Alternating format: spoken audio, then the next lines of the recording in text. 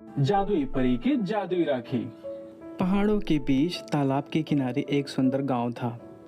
उस गांव में माया और रोहन नाम के दो भाई बहन रहते थे।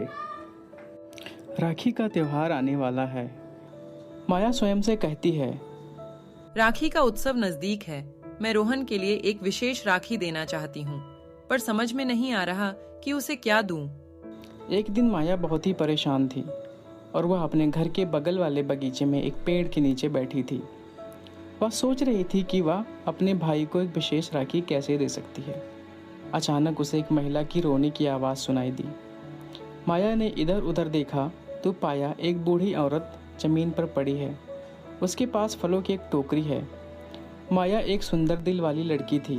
वह तुरंत मदद के लिए बूढ़ी महिला के पास पहुंची और पूछा, दादी माँ, आपको क्या हो गया और आप क्यों रो रही हो?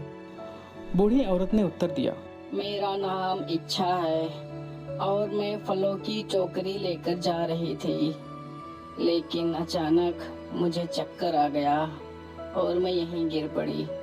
बूढ़ी औरत ने फिर से पूछा, बेटा, क्या कृपया आप मेरी टोकरी मेरे घर तक ले जाने में मदद कर सकते हैं?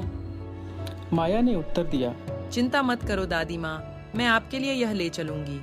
माया ने फलों की टोकरी उठाई और बुढ़िया के पीछे पीछे चलकर उसके घर तक पहुंच गई। घर पहुंचते ही बुढ़िया अचानक एक सुंदर परी में बदल गई। माया चौंक गई और थोड़ी डर भी गई। परी ने बताया, मेरा नाम इच्छा परी है।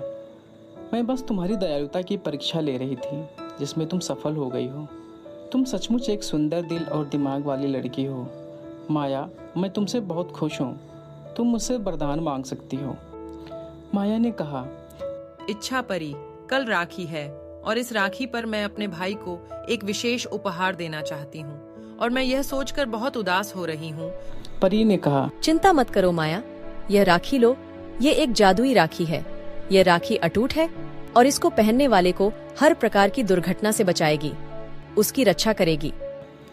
जैसे ही परी ने माया को झिलमिलाती राखी सौंपती है, माया की आंखें विस्मय से फैल जाती हैं और वह बहुत ही खुश हो जाती है। माया घर वापस आती है और रोहन को बाहर खेलता हुआ पाती है। वह मुस्कुराहट के साथ उसके पास आती है और कहती है, रोहन, मेरे पास तुम्हारे लिए कुछ बहुत खास रखा है। राखी के दिन माया उसकी कलाई पर जादुई राखी बांधती है तो रोहन उत्सुकता के साथ देखता ही रह जाता है। संपर्क में आने पर राखी धीरे धीरे चमक रही थी। रोहन बोला, वाह माया, यह बहुत ही आश्चर्यजनक राखी है। मुझे यह बहुत ही पसंद आई। माया कहती है, रोहन, यह एक जादुई राखी है जो आपको चाहे कुछ भी हो, हर परेशानी से सुरक्षित रखेगी। कुछ दिन बीतने के बाद रोहन का रवैया बदलने लगता है। वह अत्यधिक निडर हो जाता है और वह अनावश्यक जोखिम उठाता है। एक दिन रोहन और माया बगीचे में एक साथ घूम रहे थे। अचानक रोहन एक पेड़ पर चढ़ गया।